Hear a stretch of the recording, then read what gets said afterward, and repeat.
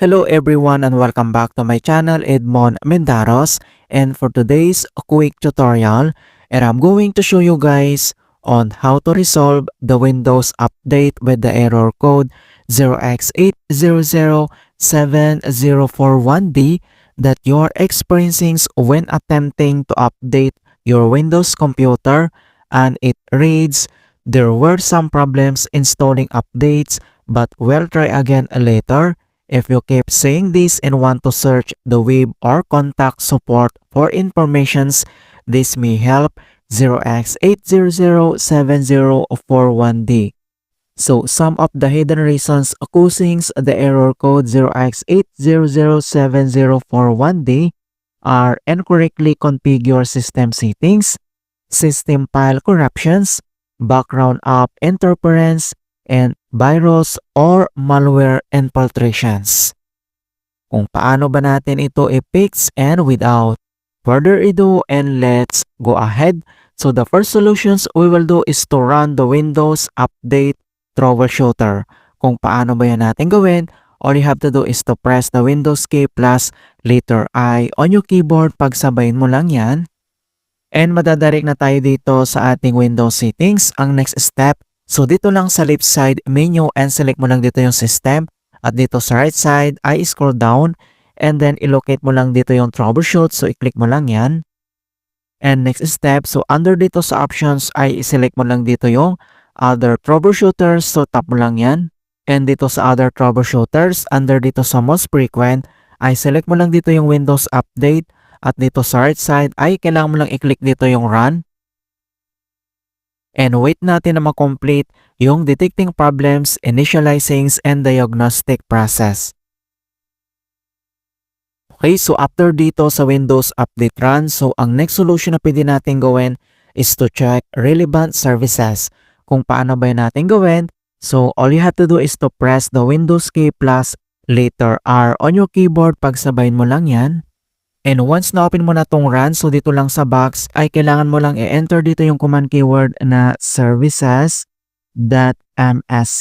So just type this command keyword services.msc, and that is one word, and itap mo lang dito yung OK.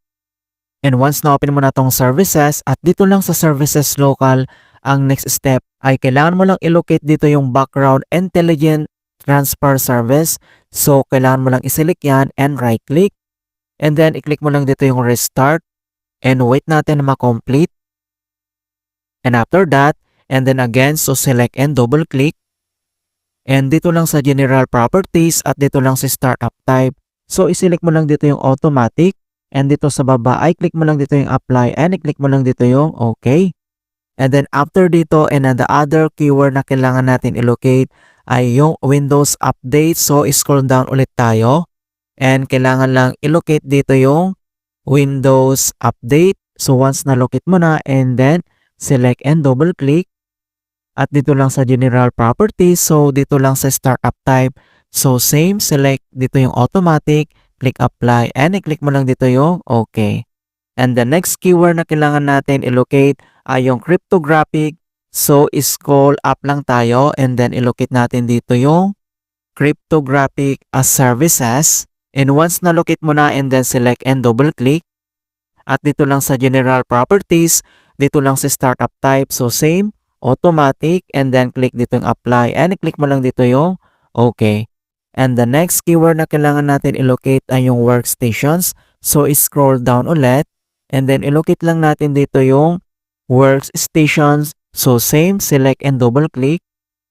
At dito lang sa general properties, dito sa startup type. So, i-select mo lang dito yung automatic, click apply, and i-click mo lang dito yung okay.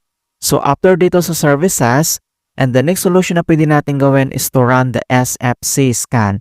Kung paano ba natin gawin, all you have to do is to open up again on a search menu.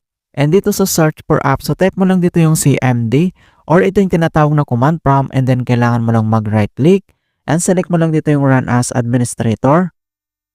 If you receive user account control, and itap mo lang dito yung yes. And once na-open mo na itong administrator command prompt, ang next step ay kailangan lang i-enter dito yung command keyword na sfc space /scan now. So in all small letter lahat and then yung slash scan now ay one word yan and press mo lang yung enter. And beginning system scan, this process will take some time. Beginning verification space of system scan, so dito ay kailangan lang hintay na makomplete ang verifications into 100%.